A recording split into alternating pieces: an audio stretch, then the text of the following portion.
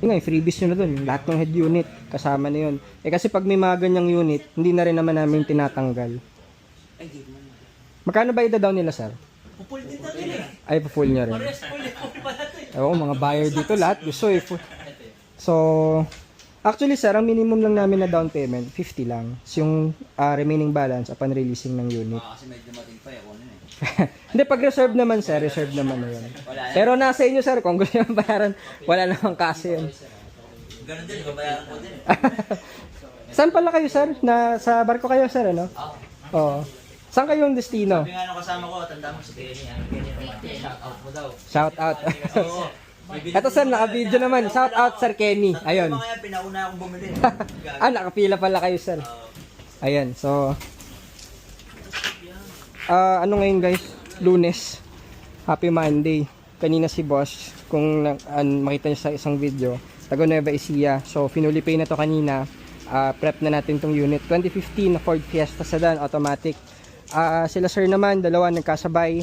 Ito yung Ford Focus na ito kasi sold na eh. So itong puti, yan o, yung pogi nating Focus.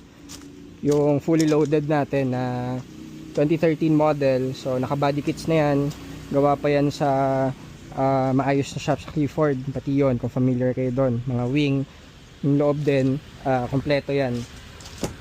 Alaga kasi ito ng previous owner, yan o. Naka-leather na to, naka-carbon dito sa ano. So alaga to, pogi. Naka-head unit na rin, syempre sunroof, stock yan, stock seats din, two-tone. Tsaka yun, napaka-alaga to, kaya swerte rin nila boss na makakuha nito. Yung mga ganyan kasi hindi na namin tinatanggal, kasama na yan. Yung pagbili ganyan eh. So bonus na lang yan kina boss. Mga taillights, ito rear spoiler, yan yung body kit. Syempre may reverse sensor pa rin yan, saka sensor sa harap dahil top of the line to 2.0. Reverse camera na rin. So yun, yung isa naman doon, yung kina sir is yung EcoSport na Brisbane brown, ganung color.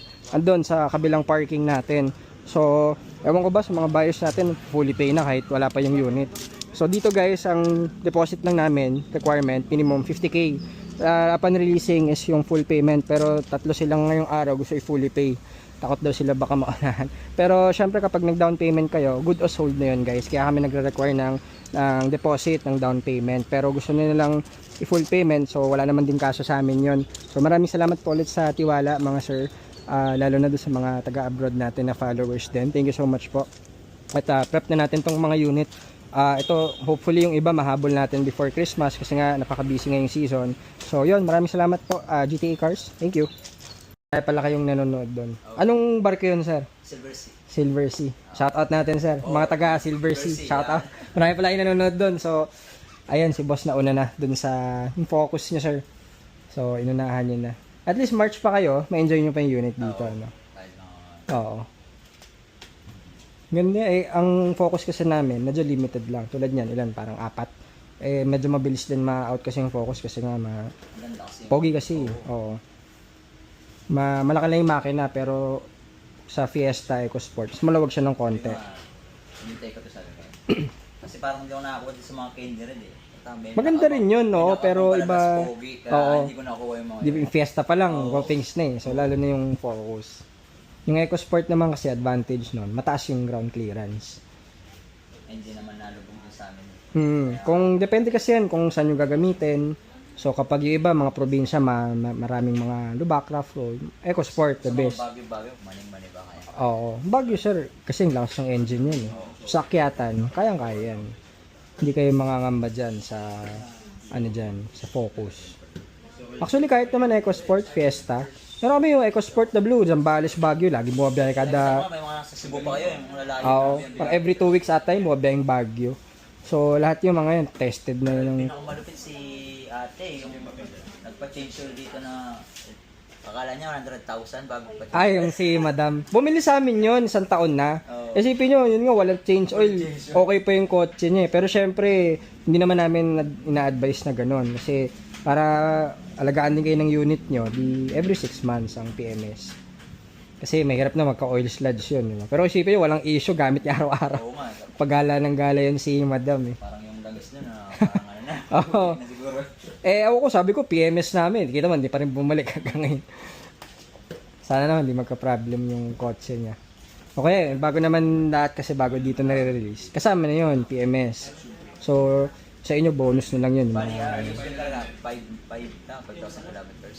5,000 sir or 6 months. Actually, yung iba kasi 1 year kapag fully synthetic. Sa amin fully synthetic eh. Pero ang advisable pa rin is 6 months lang. Para tuloy-tuloy. Kasi kahit di nyo gamitin yan, nag-ano yan eh, naglumalapot. Lalo na kapag di ginagamit Pag eh. pag Oo. nakauwi ako nun, ay nakanis ako. Oh, may pag-iwanan naman kayo sir. Ever. Oh, sabihin nyo sa kapatid nyo na gamitin niya lang. Kasi mahirap din pag na-drain yung baterya. Yun yung kalaban din yan. Yung mga, puro kasi computer yan. Kaya hindi niya naman everyday na mabuksan, hindi naman. Hindi naman sir, gamitin nyo yung ba kahit mga pang grocery, twice every 1 week, mga ganun. Pagsalitan na lang nila yung Oo, pwede ba sa kahit anong kotse, yun ang ano gamitin.